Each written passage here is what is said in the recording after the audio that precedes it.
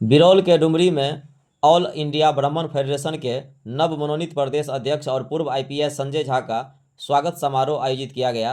कार्यक्रम सोहन चौधरी के आवास पर हुई। प्रदेश अध्यक्ष संजय झा ने कहा कि भारतीय समाज में ब्राह्मणों का महत्वपूर्ण योगदान रहा है। उन्होंने देश निर्माण में अपना खून पसीना बहाया है। झा ने आरोप लगाया कि एक राजनीतिक षड्यंत्र के तहत ब्राह्मणों के प्रति गलत भ्रांतियां फैलाई जा रही है। फेडरेशन के राष्ट्रीय महामंत्री कृष्ण मोहन झा ने समाज की कुरीतियों को दूर करने का संकल्प लिया।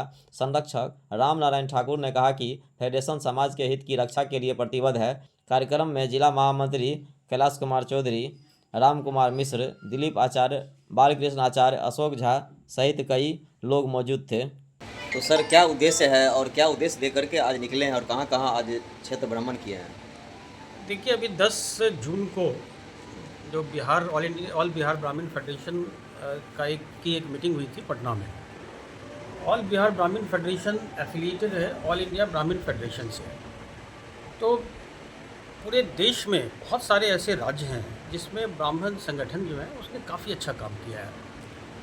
मैं अभी 7-8 महीने पहले जब डीजी मध्य प्रदेश से रिटायर हुआ तो उस समय मेरे पास बहुत सारी ऑप्शंस थे, विकल्प थे, और चूँकि लगातार मैं कई लोगों से संपर्क में था, खास करके दरभंगा, मधुबनी, चूँकि मेरा अपना घर ही है यहाँ, तो मैं काफ़ी समय यहाँ इस क्षेत्र में रहा भी। मैं डीआईजी था एसएसबी में, तो 5-4 साल करीब मैं मुजफ्फरपुर में था। तब जितने आपने नेपाल बॉर्डर पे जितने बॉर्डर आउटपोस्ट देखते हैं, बटालियन हेडक्वार्टर देखते हैं, वो सभी कहीं ना कहीं मेरे द्वारा सेटअप किया गया था।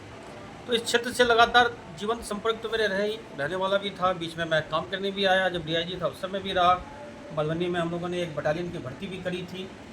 तो जब वापस आया तो कई सारी चीज़ें मेरे सामने थी और मुझे लगा कि ये एक ऐसी कम्युनिटी है जिसमें लोगों के मन में, खास करके जो दूसरी जातियां हैं, जो दूसरे समाज हैं, उनके मन में बहुत सारी भ्रांतियां हैं, बहुत सारी शंकाएँ भी हैं, कुछ शंकाएँ भी हैं। जो प्रशासनिक क्षेत्र में चूँकि मैं बहुत लंबे समय रहा, 35 साल रहा, तो मैंने भी ये पाया कि जो बाकी जातियों के मन में जो ब्राह्मण समाज के बारे में जो दुर्भावनाएँ हैं वो निराधार हैं, गलत हैं, लेकिन फिर भी हैं। तो शायद जो एक हल होना चाहिए था समाज की तरफ से उसको कम करने का, वो एक बहुत महत्वपूर्ण है। क्योंकि ब्राह्मण समाज कहीं ना कहीं, अगर आप इतिहास देखें, तो हमेशा त्याग तपस्या करता रहा, सभी को लेके चलता रहा। कभी भी एक दो राजवंश को अगर आप छोड़ दें तो कभी ब्राह्मण खुद राजा की भूमिका में बहुत कम रहा, लेकिन उसके बावजूद सभी की शिकायतें, सभी जातियों की शिकायतें ब्राह्मण समाज से ही है।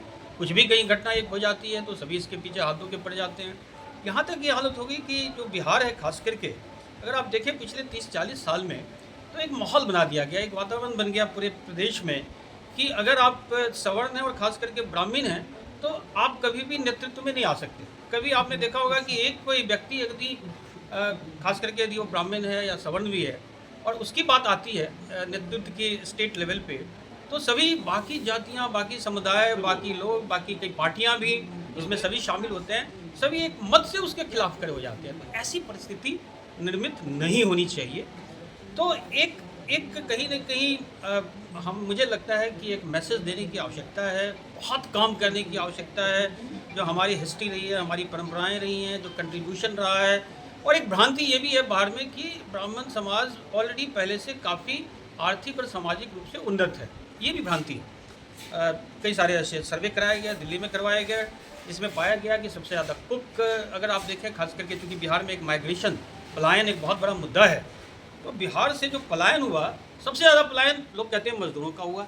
लेकिन आप किसी भी गांव में चले जाएं, जिस गांव में जाएं, मैं जिस गांव में रहता हूं वहां पे संभवतः अगर ब्राह्मण के 100 गांव हैं, 100 घर हैं, उसमें से 4 घर मुझे मिलेंगे जिसमें जवान लड़के मुझे मिलते हैं, बाकी सभी के सभी या तो दिल्ली, बॉम्बे कहीं ना कहीं है। तो पलायन का अगर सबसे ज़्यादा किसी ने भुगता है तो बाकी सभी समुदाय ने भुगता है, लेकिन ब्राह्मणों ने भी सबसे ज़्यादा भुगता है, क्योंकि उन्हें एक निराश की भावना आ गई।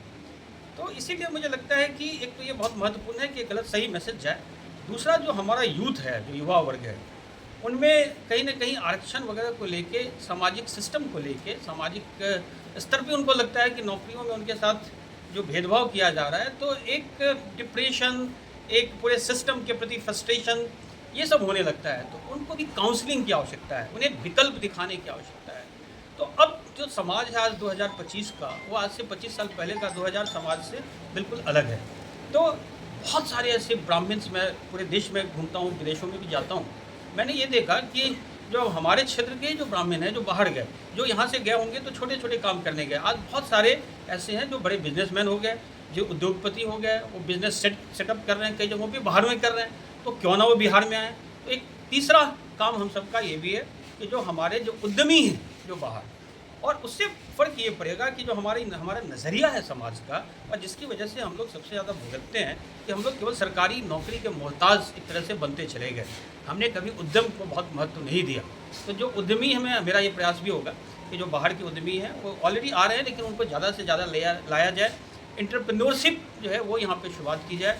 कई ऐसे मैं लोगों को जानता हूँ जो IITs वगैरह के भी हैं और सभी बिहार में काम करना चाहते हैं, दरभंगा में काम करना चाहते हैं, कई सारे हैं जो सॉफ्टवेयर डेवलपमेंट में काम करना चाहते हैं, छोटे छोटे स्टार्टअप्स भी आ रहे हैं। तो इन सब की तरफ भी लोगों का ध्यान आकृष्ट करना, क्योंकि समाज में अगर आप विकास करना है तो केवल सरकार के भरोसे, व्यवस्था के भरोसे आप नहीं रह सकते।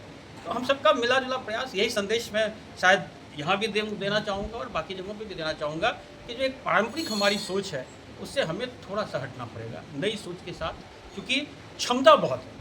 जो ये समाज है वो हमेशा से इंटेलेक्चुअल समाज रहा है, बौद्धिक वर्ग रहा है, तो क्षमता बहुत है, मेधा बहुत है, टैलेंट बहुत है, उसको सही अप्रोच, सही रास्ता दिखाने की आवश्यकता है। और जब आप एकजुट होते हैं, क्योंकि बहुत सारे समाजों को मैं जानता हूँ जिनके साथ मैंने काम किया, जैसे पारसी समाज है, कई दूसरे समाज हैं, मारवाड़ी समाज है, वो सब एक दूसरे को सपोर्ट करते हैं, एक दूसरे का हाथ पकड़ते हैं और आगे बढ़ाते हैं। जो उनका, वो ये मानते हैं कि हमारे समाज का जो सबसे वीक आदमी है वो हमारे समाज को कमज़ोर कर देता है। तो इसी तरह अगर सभी समाज सोचेगा तो पूरा राज्य भी आगे बढ़ेगा, समाज भी आगे बढ़ेगा, क्षेत्र भी आगे बढ़ेगा, देश भी आगे बढ़ेगा। तो चूँकि एक ये रियलिटी है, जो जाति भी एक रियलिटी है, उसके हमें स्वीकार करना पड़ेगा। लेकिन अगर आपको ये जाति ख़त्म भी करना है, जाति के बाद जो भेदभाव है ये सब खत्म करना है, तो ये आवश्यक है कि सब एक तरह से सोचें, सब आगे बढ़ने की बात करें, भविष्योन्मुखी सभी को होना चाहिए। इसी सब को लेके हम लोग प्रयास कर रहे हैं। और इसी संदर्भ में मैं अपने एरिया में ही आया हूँ, यहाँ पे इस गांव में भी, जो डुमरी गांव आया हूँ, ये तो हमारा अपना क्षेत्र है, तो हम आए, सबसे पहले हम अपने घर से शुरुआत करें, बाकी तो बाद में करेंगे। तो इसकी शुरुआत यहाँ से करें। सर, चुनाव को कैसे देखते हैं? चूँकि विधानसभा चुनाव आने वाला है, ब्राह्मण प्रत्याशियों की भागीदारी को लेकर के क्या? देखिए, एक चीज़ तो मैं बहुत क्लियर कर दूं कि ये जो ऑल बिहार ब्राह्मण फेडरेशन है, ये दलगत राजनीति से अलग हटके, ऊपर हटके है। क्योंकि अगर हम एक बार राजनीति जहाँ पे भी आ जाती है वहाँ आपस में ही भेदभाव शुरू हो जाता है। तो ये दलगत राजनीति से अलग है, इसमें सभी राजनीतिक पार्टियों के लोग भी इसमें हैं। हम लोग केवल सामाजिक बातें करते हैं, आर्थिक उन्नयन की बातें करते हैं, शैक्षणिक क्षेत्र में क्या कंट्रीब्यूट किया जा सकता है उसकी बातें करते हैं। लेकिन साथ में ये भी आवश्यक है कि यदि समुदाय संगठित होगा, तो चाहे कोई सी भी पार्टी हो, वो हमेशा, अगर आप ताकत के साथ दिखते हैं तो आपकी बात सुनी जाती है, अगर आप कमज़ोर रहते हैं तो आपकी बात सुनी नहीं जाती। तो अगर आप राजनीतिक चश्मे से भी इसको देखना चाहें, तो अगर समुदाय सशक्त है, आपस में एकजुट है, एक दूसरे से बातें करता है, संवाद है, तो आप मान के चलिए कि जो राजनीतिक पार्टियां भी आपको प्रतिनिधित्व देने के लिए बाध्य हो जाएंगी।